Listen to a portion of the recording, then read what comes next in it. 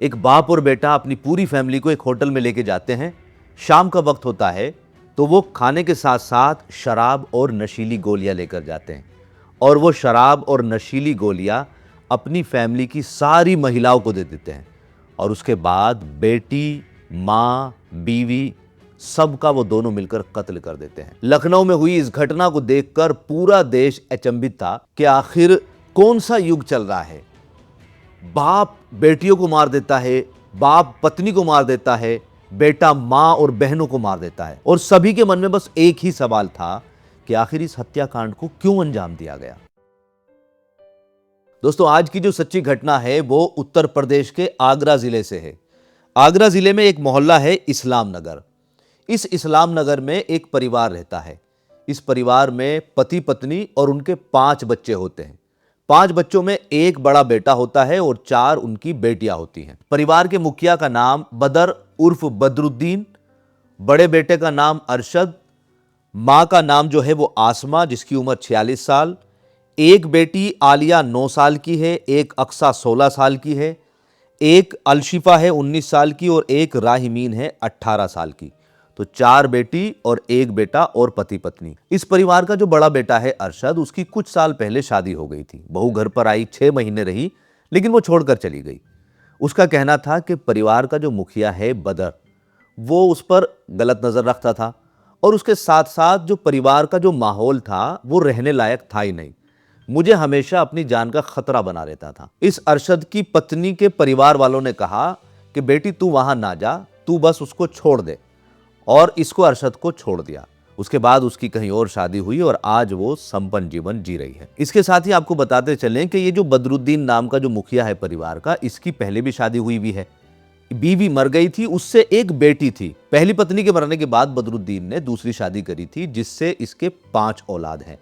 अब जो पहली वाली बिटिया थी 2014 में उसने लव मैरिज कर ली थी एक कश्मीरी लड़के से।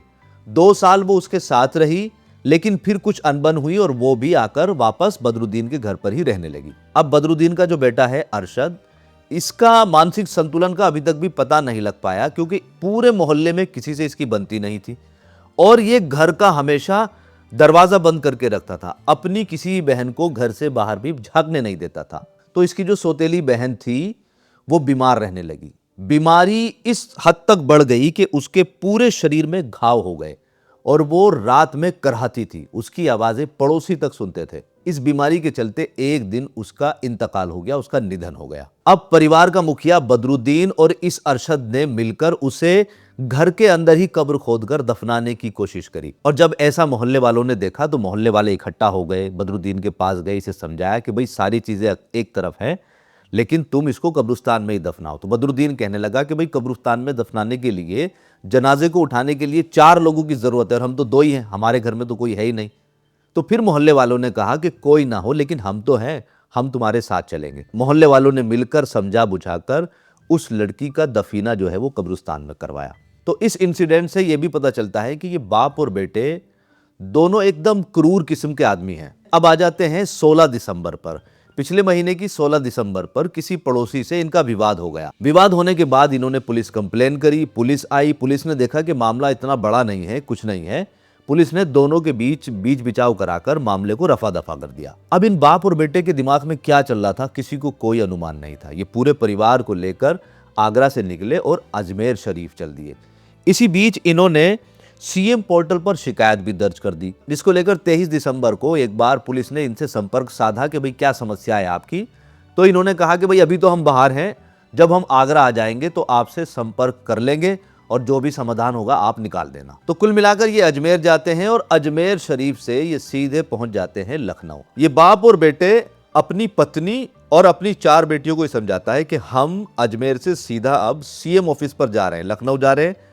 ये अरशद कहता है कि मैं सीएम से बात करूंगा और हमारी जो भी समस्याएं हैं वो सीएम इसको हल कराएंगे। 30 दिसंबर के दिन ये लखनऊ पहुंचते हैं और ये एक होटल में जाते हैं, शरणजीत होटल। शरणजीत होटल में जाकर ये कमरा नंबर 9 को बुक कर लेते हैं। 31 तारीख को ये पूरे दिन होटल में ही रहते हैं। होटल वालों का कहना है कि सब कुछ एकदम नॉर्मल था। इनके चेहरे से, हाव भाव से ऐसा नहीं लग रहा था कि ये किसी परेशानी में हो। हाँ, इन्होंने ये जरूर कहा था कि हम गरीब हैं तो हमें जरा सस्ते में रूम चाहिए, तो 700 रुपए में इनको रूम दे दिया था। 31 दिसंबर शाम का वक्त होता है, तो ये बाप और बेटे खाना लेकर आते हैं और खाने के साथ साथ ये कुछ दवाइयाँ और शराब भी लेकर आते हैं। इससे पहले किसी को शक ना हो, ये अरशद सुबह को निकलता है 31 तारीख को और शाम से पहले वापस आता है और अपने घर की बहनों और माँ से कहता है कि मैं सीएम साहब से मिलने की फिराक में लग रहा हूं, अधिकारियों से बात करिए, और उन्होंने कल का वक्त दिया है। इस बात से इसकी बहनों और माँ को जरा सा शक नहीं होता कि इन बाप और बेटों ने मिलकर क्या प्लान किया है। अब जब शाम का खाना खा लेते हैं तो ये बाप बेटे मिलकर इन महिलाओं को जबरदस्ती शराब पिलाते हैं, और जब इन महिलाओं से शराब नहीं पी जाती तो इनको उल्टियां लगनी शुरू हो जाती हैं, जिसको देखते हुए ये जो बदरुद्दीन नाम का मुखिया है ये कोल्ड ड्रिंक लेकर आता है और उस कोल्ड ड्रिंक में वो जो दवाइयाँ लेकर आया था नशे की वो भी मिला देता है, और फिर ये कोल्ड ड्रिंक इन सारी महिलाओं को पिला दी जाती है। अब ये दोनों बाप बेटे एक सही मौके के इंतजार में लग जाते हैं कि हम इन सब का कत्ल करेंगे, लेकिन उस वक्त अगर ये चीखी और चिल्लाई तो किसी को आवाज़ नहीं जानी चाहिए। 31 दिसंबर था, 12 बजे के बाद नया साल लगने वाला था, तो एक जश्न का माहौल सा बनने लगा था। पास के ही एक कमरे में थोड़ा म्यूजिक भी चल रहा था। होटल वाले भी समझते हैं कि न्यू ईयर का माहौल है, कोई जश्न मना रहा है तो उसको क्या रोकना, लेकिन इसी जश्न का फायदा उठाने के लिए बाप बेटे बैठे हुए थे। और जैसे ही रात के 2 बजते हैं, अब जश्न का माहौल ठंडा होने लगता है, तो ये मौका देखकर अपने परिवार की सारी महिलाओं का कत्ल कर देते हैं। बाप बेटे मिलकर किसी का गला दबाते हैं तो किसी की हाथ की नस काटते हैं, क्योंकि इन 4 बच्चियों और उस महिला को ये पहले ही नशीला पदार्थ दे चुके थे, तो वो इस अवस्था में ही नहीं रहती कि इनका विरोध कर पाए। उनकी जरा सी भी आवाज ना निकले, इसको दबाने के लिए ये उनके मुंह में कपड़ा ठूस देते हैं, और देखते ही देखते ये अरशद अपनी माँ और 3 बहनों का कत्ल कर देता है।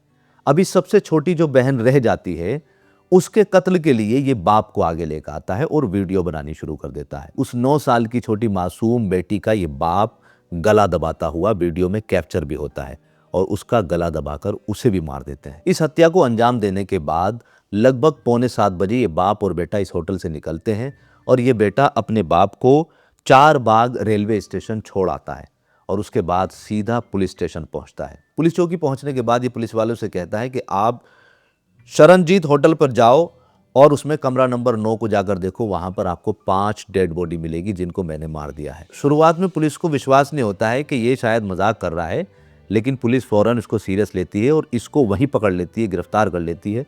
और फिर जैसे ही शरणजीत होटल जाकर कमरा नंबर 9 को चेक करती है तो पुलिस के भी होश फाख्ते हो जाते हैं, क्योंकि बेड पर 5 डेड बॉडियां पड़ी थी और पूरा कमरा जो है वो खून से लथपथ था। ये नज़ारा देखकर पुलिस के आला अफसरों को भी खबर कर दी जाती है और वहाँ पर पुलिस का जमावड़ा लग जाता है, फोरेंसिक टीम आती है, जांच शुरू हो जाती है। और इसी बीच एक वीडियो भी सोशल मीडिया पर वायरल हो जाती है। वो वीडियो इस अरशद ने बनाई थी और ये इस पूरे केस को डाइवर्ट करना चाहता था, इसको धार्मिक रंग देना चाहता था।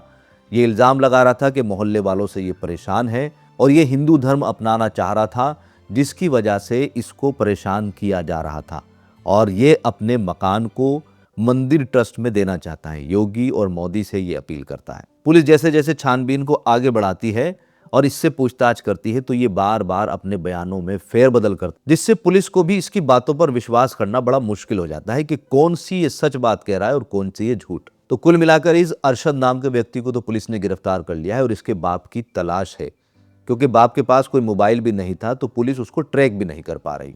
इस घटनाक्रम की जो चीख है और पुकार है वो लखनऊ से शुरू होती है और पूरे देश में फैल जाती है। इस बात पर यकीन करना भी मुश्किल हो रहा है कि एक भाई कैसे अपनी बहनों को मार सकता है, कैसे अपनी माँ को मार सकता है, या एक पिता कैसे अपनी बेटियों को और अपनी पत्नी को मार सकता है। वाकई इस घटना ने दिल को झंझोर दिया है और लोगों को बता दिया है कि आज भी समाज में हमारे बीच में इंसानों के भेष में शैतान और हैवान मौजूद हैं। दोस्तों, इस घटना को बताने का मतलब किसी को डराना या धमकाना नहीं है, हाँ सतर्क करना ज़रूरी है। इस पूरे इंसिडेंट पर दोस्तों आपके क्या विचार हैं, आप कमेंट करके ज़रूर बताएं।